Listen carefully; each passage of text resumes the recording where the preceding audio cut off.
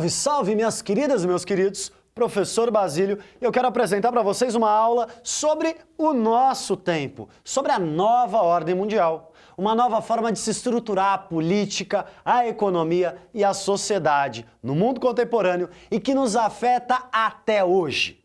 Vamos entender o que está acontecendo no mundo? Na década de 1970, nós teremos uma grande crise, a crise do petróleo. O petróleo é a nossa, vamos bater um papo com geografia aqui, o petróleo é a grande matriz energética, é o petróleo que move os carros, os caminhões e muitas fábricas. E este petróleo, ele era extraído principalmente do Oriente Médio.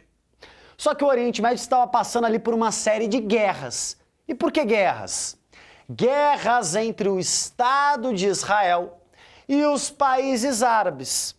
Israel, que foi criado logo depois da Segunda Guerra Mundial, começou uma política de expansão.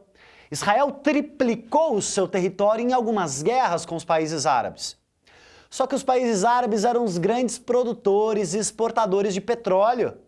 Então eles, para se vingar de Israel e dos Estados Unidos, grande parceiro militar de Israel, os países árabes aumentaram o preço do barril do petróleo. De $2, em 1973, o barril do petróleo quadriplicou, ou seja, aumentou 4 vezes. Em 1979, a gente vai ter mais uma revolução no Oriente Médio, a Revolução Iraniana.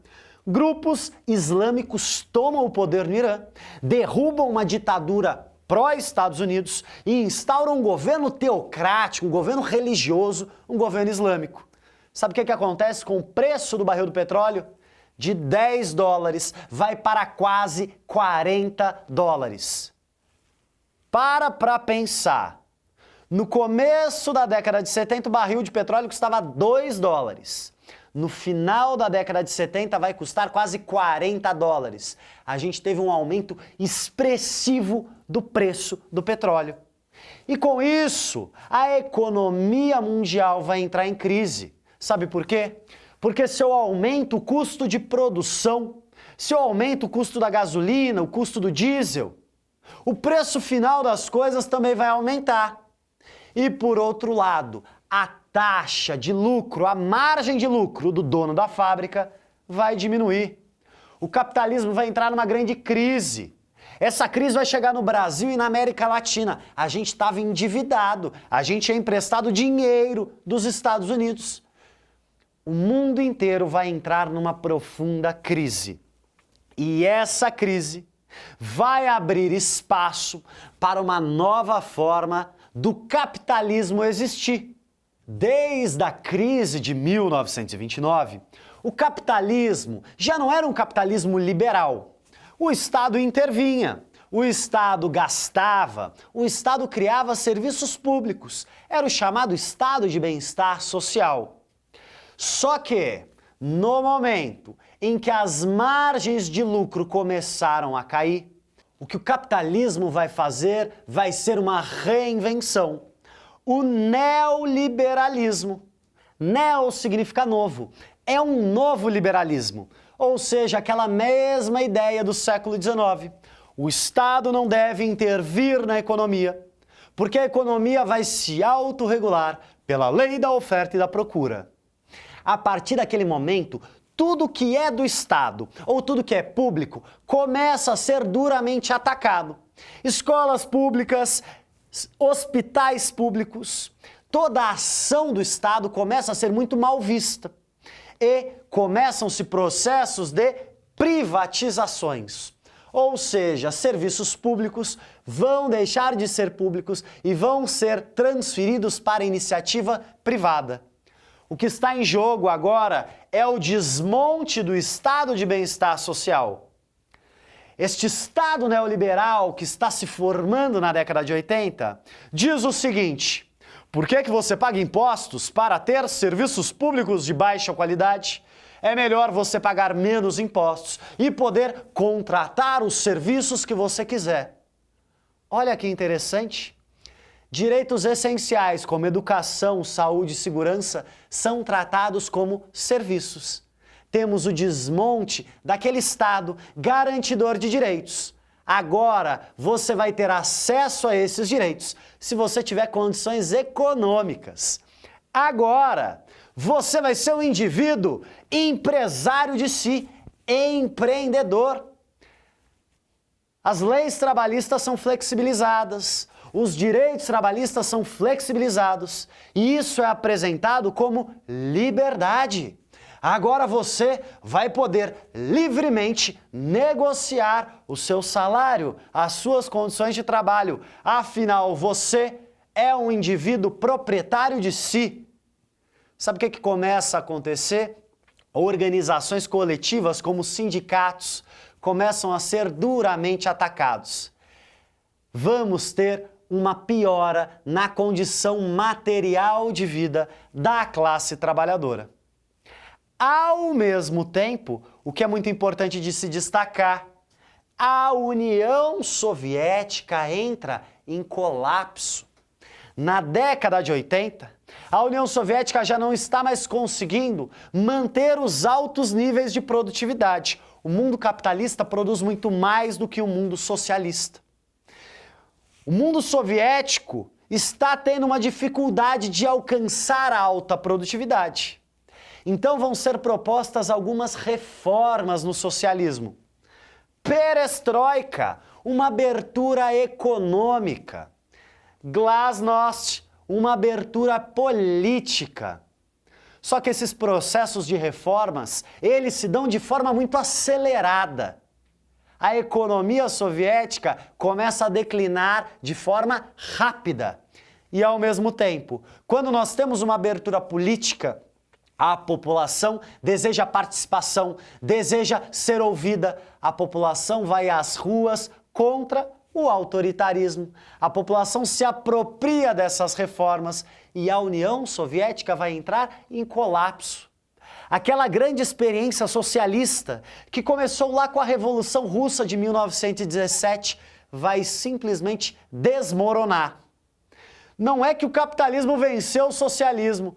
Parece que o socialismo tropeçou com as próprias pernas. E dessa forma, o sistema capitalista vai reinar sobre o mundo. Essa é a nova ordem mundial. Mas esse capitalismo não é qualquer capitalismo. É um capitalismo neoliberal, de privatizações. E também da terceira revolução industrial.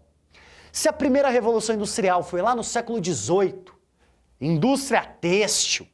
Se a segunda revolução industrial foi no século XIX, indústria metalúrgica. A terceira revolução industrial, ela é a revolução da informática. A terceira revolução industrial é um processo de desenvolvimento tecnológico que está acontecendo desde a Segunda Guerra, mas vai ser na década de 80 que nós teremos a informática. A informática não é a única expressão da terceira revolução industrial. Nós temos também a genética, nós temos também a robótica. Mas a informática ela é fundamental para nós pela seguinte razão: a conexão dos espaços, a conexão entre as pessoas. E por outro lado, a mecanização e a automatização da produção. Com isso, as fábricas vão conseguir produzir com um número cada vez menor de trabalhadores. Máquinas não fazem greves, máquinas não fazem parte de sindicatos.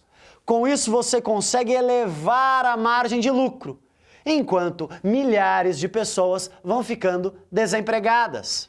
Mas o que é importantíssimo para nós pensarmos, este mundo da década de 90, de 1990, é o mundo da globalização, da conexão entre países, da circulação de dinheiro e de mercadorias, mas não de pessoas. As mercadorias podem circular pelos espaços, o dinheiro também. Mas as pessoas são barradas, as pessoas estão presas às fronteiras dos países. E, ao mesmo tempo, nós temos o mercado financeiro, os bancos sendo cada vez mais poderosos. O mercado vai se tornando mais importante do que o Estado. aquele Estado, aquele aparato administrativo, aquele que desde 1930 cuidava do bem-estar social, com educação, com saúde, com proteção social, vai perdendo cada vez mais o seu espaço. E quem aparece como a grande solução para todos os problemas é novamente o mercado e o livre mercado. Pelo menos até o ano de 2008, quando nós vamos ter uma grande crise no capitalismo. A crise financeira de 2008, uma crise por especulação. Aí todo aquele otimismo com a globalização, com o livre mercado, com as privatizações como solução de todos os problemas, tudo isso vai por água abaixo.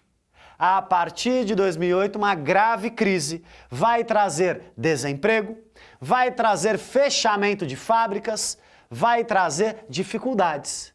E assim como em 2008, nós vamos ter o acirramento das tensões.